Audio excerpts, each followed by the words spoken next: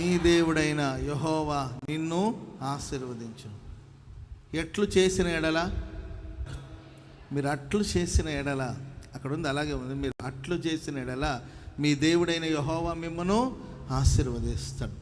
అట్లు చేసిన ఎడల అంటే అట్టేయాలేమో అని కాదు దాని అర్థం. దేవుడు ఏదైతే చెప్పాడో, దైవ సేవకుడు ఏదైతే ఆజ్ఞాపించాడో అలా చేసినప్పుడు నీ దేవుడైన యెహోవా నిన్ను ఆశీర్వదిస్తాడు. ఆ పై వచనాలు చదివితే, నీ దేవుడైన యెహోవాను ప్రేమించి ఆయన మార్గములో యందు నడుచుచు ఆయన ఆజ్ఞలను కట్టడలను విధులను ఆచరించినట్లు ఆజ్ఞాపించాడు. స్తోత్రం చెప్పండి అందరు గట్టిగా. చాలా విషయాలు ఉన్నాయి, ఒక్క పదం మనం తీసుకుంటే అక్కడ నీ దేవుడైన యెహోవాను నీవు ప్రేమించాలి. ఆమేన్ చెప్పండి అందరు గట్టిగా. ఎవరిని ప్రేమించాలి మనం? నీ దేవుడైన యెహోవాను ప్రేమించాలి. ప్రేమించి ఆజ్ఞల్ని విధులను కట్టడాలన్నిటిని అనుసరించి ఆయన మార్గంలో మనం నడిపించబడినప్పుడు వాక్యం సెలవిస్తుంది, నీ దేవుడైన యెహోవా నిన్ను ఆశీర్వదిస్తాడు. కండిషన్తో కూడిన ఆశీర్వాదాలు. Praise the lord. దేవుని వాక్యలో ఊరికి దేవుడు ఏ ఆశీర్వాదం ఎవరికి ఇవ్వడు. ఎందుకంటే ఆశీర్వాదపు విలువ తెలియాలి కదా. కొన్ని పద్ధతులు, కొన్ని విధులు, కొన్ని ఆజ్ఞలను దేవుడు మనకిచ్చాడు. వాటిని అనుసరించి, వాటిని ఆచరించి, వాటి అనుసారంగా మనం జీవించినప్పుడు దేవుని ఆశీర్వాదాన్ని వెతకవలసిన అవసరం లేదు. ఆ దైవాశీర్వాదం నీ సొంతం అవుతుంది. స్తోత్రం చెప్పండి అందరూ గట్టిగా. సో మరి ఈ ఆరాధనలో మనం అందరూ ఒక తీర్మానం తీసుకోవాలి, దేవా నేను నిన్నే ప్రేమిస్తూ ఉన్నాను. ఆమేన్ చెప్పండి అందరూ గట్టిగా. హల్లెలూయా. మనుషులందరూ నేను నిన్ను ప్రేమిస్తున్నాను అన్నాం అనుకోండి, కొందరు ఆ ప్రేమను తీసుకోవచ్చు, కొంతమంది దాన్ని రిజెక్ట్ చేయొచ్చు. చిచ్చి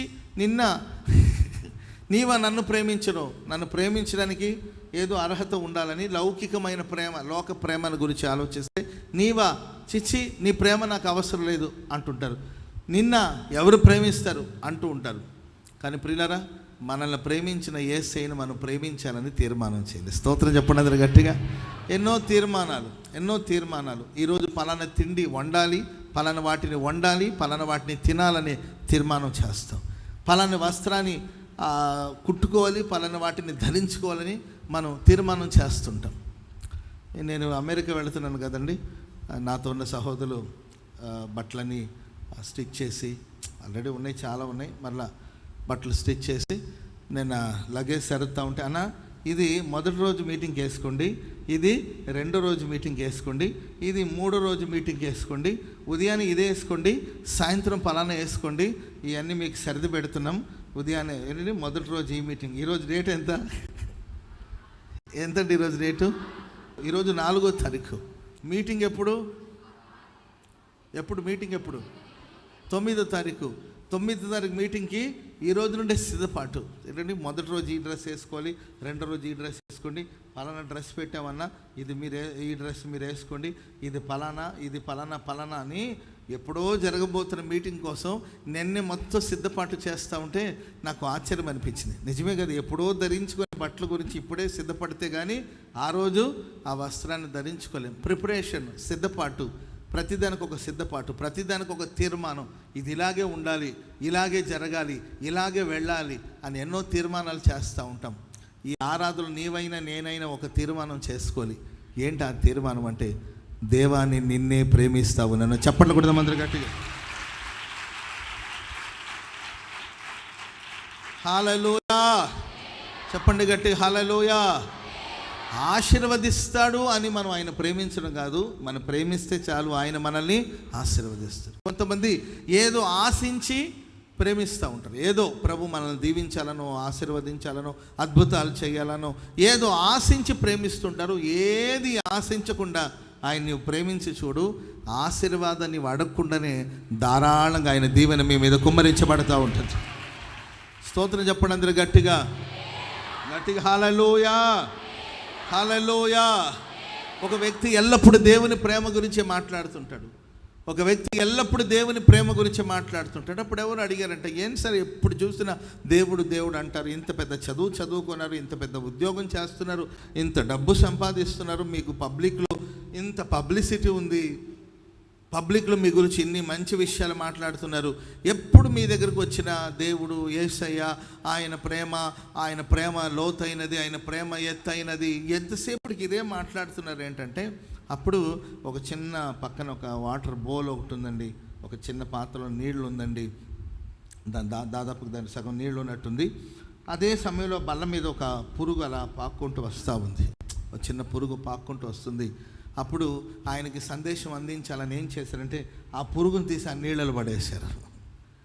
ఆ పురుగును తీసి నీళ్ళలో పడేసరికి ఆ పురుగు నీళ్లలో మునిగిపోతూ దానికి ఊపిరాడక ఇక చనిపోతుందేమో అనుకున్నట్లు ఉక్కిరి బిక్కిరి అయిపోయి ఏం చేయాలో అర్థం కాకుండా అల్లాడిపోతుంది. ఇంకా 2-3 సెకండ్ ఉంటే ఆ పురుగు ఆ నీట మునిగి చనిపోయే ప్రమాదం. సరే ఏం చేస్తున్నారు మీరంటే చూస్తూ ఉండని ఆ పురుగు తీస్తే నీళ్ళలో పడేశాడు. అది ఉక్కిరి బిక్కిరి అవుతుంది, ఎటు తప్పించుకోలేదు, దానికి అర్థం కావట్లా. వెంటనే ఆయన తన వ్రేళ్ళు తీసుకొని ఆ ఒక వాటర్ బౌల్లో అట్లా ముంచాడండి. ఎప్పుడైతే ఈ చెయ్యి ఆధారంగా ఆ పురుగుకు దొరికిందో వెంటనే ఆ వేళ్ళ మీద అలాగే ఎక్కుతూ ఆ పురుగు బయటికి ప్రాణాలతో బయటకు వచ్చేసింది. అప్పుడు ఆయన అంటాడు, లోకంలో పాపంలో ఈ నీళ్ళలో పడిగిన పురుగు ఏ విధంగా ఊపిరిని అందుకోలేక బ్రతకలేక చావలేక ఇక మరణమే శరం అనుకుని ఎలా పోరాడుతుందో అట్లా పాపంలో శాపంలో పోరాడుతున్న నా జీవితంలో నేను వ్రేళ్ళు చాపి ఏ విధంగా అయితే ఆ పురుగును బయటకు తీశానో అట్లా ఈ పాప ప్రపంచంలో ఈ లోకంలో ఉండే క్రీస్తు ప్రేమ నన్ను వెలుపలకు తీసుకొచ్చింది. హల్లెలూయా. ఇక జీవిస్తున్న ఈ జీవితం నాది కాదు, నా కోసం ప్రాణం పెట్టి నన్ను ప్రేమించిన నా యేసయ్య కోసమే నేను జీవిస్తాను. ఆయన గురించే ధ్యానిస్తాను, ఆయన గురించే మాట్లాడతాను, ఆయన ప్రేమను గురించే చాటి చెప్తాను. ఆయన గురించి చెప్పకుండా నేను ఉండలేను. స్తోత్రం చెప్పండి అందరు గట్టిగా, చెప్పండి గట్టిగా హల్లెలూయా. మరి దేవుని ప్రేమించాలి. మన పాపులమై ఉండగా ఆయన మనల్ని ప్రేమించాడు. నువ్వు పరిశుద్ధుడవని నిన్ను ప్రేమించలా, నువ్వు పాపంలో ఉన్నప్పుడు ఆయన నిన్ను ప్రేమించాడు. మన యొద్ద నుండి ఏది ఆశించకుండా ఆయన మనల్ని ప్రేమించాడు. ఏ మంచి లేని మనల్ని ప్రభు ప్రేమించాడు. ఇంకను మనం పాపులమై ఉండగా ఆయన మన ఎడల తన ప్రేమను వెల్లడిపరిచెను అని వాక్యం సెలవిస్తుంది.